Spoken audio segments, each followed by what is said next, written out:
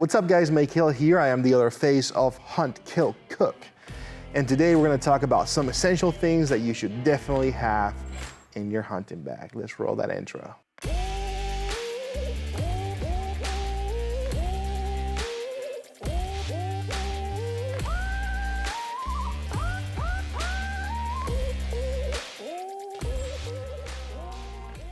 All right guys, how good was that intro?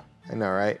Better than meat eaters. Yeah, I'm calling you out, Ranella. Just kidding, that was not better than meat eaters. Of course it wasn't. Our budget is like $25 and a pack of gum. Nevertheless, welcome back to another video where we talk about outdoorsmen and outdoorswomen.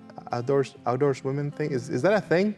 We use they, them pronouns now. They, them. So that's where we are now. Wow. Now keep in mind, this is not a definitive list. This is just a list of things that here at the channel we believe are pretty essential for you to keep in your bag. So let's jump right in. Number one. Look, nothing is more frustrating than being the guy who got up at 4 in the morning, got out in the woods, prepared, and climbed the tree at the best and hottest spot just to find that he forgot his trigger at home. So a good solution is to strap your trigger to your bow at the end of every hunt. Also, highly recommend that you buy another one that you can just simply keep in your bag. That way, in case you happen to even forget that one, you have something that you can just reach into your bag and have a backup for. So, backups are important. Number two, a pair of good binoculars. Now, this is a no-brainer, guys. This thing's, it's like having a superpower, you know? It allows you to prepare for your shot and figure out your shooting lane way before that deer walks in front of you. I personally use the Vortex Diamondback HD 10x28, and these things are amazing. For the price, this is a lot of value, you guys. I keep this in my bag. They're pretty small. They don't take a lot of real estate. And like I aforementioned, is a superpower that you keep in your backpack. Number three, a rangefinder. Now, we all know that one guy that can guesstimate the distance between you and that trophy buck simply by putting a finger up in the air and smelling. But we're not all that guy. So grab one of these, keep it in your bag, because you spend enough time at the range trying to figure out how to get that perfect shot and setting up your pins that is just silly for you to not make sure that your shot is accurate. Now, I use the Leica RangeMaster 1600. This was given to me as a gift, and I love this thing. That doesn't mean that you should buy this one. Although it's a great product, you can also get them from Vortex, Bushnell, and Sig. Number four, a headlamp. We often get in the woods before the sun comes up, and we often leave after the sun has gone down. You should always keep one of these in your bag because you want to make sure that you can see what you're doing. Whether you're walking into the woods or walking out, imagine how terrible it would be to get out there really early in the morning without a headlamp and you step in a hole and you end up twisting your ankle or, you know, God forbid, hurting your eye on a branch or something simply because you didn't see it. That will be the end of your hunt for the day. So this is not just something that you can use to, you know, set your saddle up on a tree or set your stand, however you're doing things.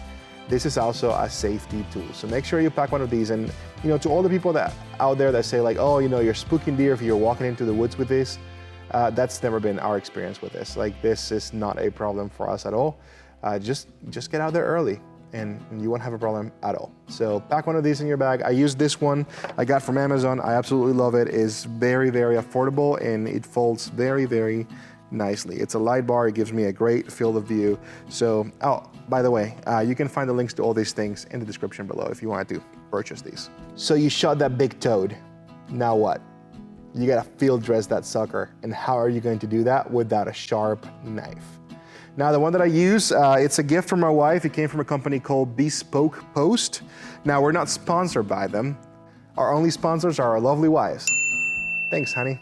But they do have great things for outdoor enthusiasts like you and I. So I highly recommend that you check them out. Their subscription boxes are incredible. And this is where this knife came from. Bonus round, a way to clear a shooting lane. Now keep a machete or a saw knife, something that you can keep that is a small profile, decently small profile in your bag that you can use to clear your area so that you can create shooting lanes easily. Because sometimes the best spot for you to be sitting on doesn't provide you with a great shooting lane. So sometimes you're the one that has to create that. Bonus number two, pack good reading material. Don't be the guy that just put the headphones on and hopes to spot the deer from a distance just using your eyeballs, because part of hunting is listening. So don't be that guy, okay? Just be a man. Just don't do that. Instead, pack a nice book or two. That way, if you're sitting for 12 hours, it doesn't feel like a waste at the end of the day when you go home, because you have spent time reading some good books. Although, is it really time wasted when you get to sit down in God's nature?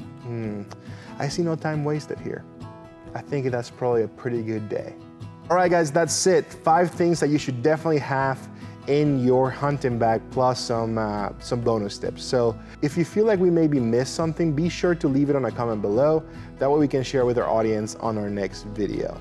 As always, don't forget to like and subscribe, and don't forget to ring the notification bell so you're notified when the next video goes up. Thank you for watching Hunt, Kill, Cook. Michael out.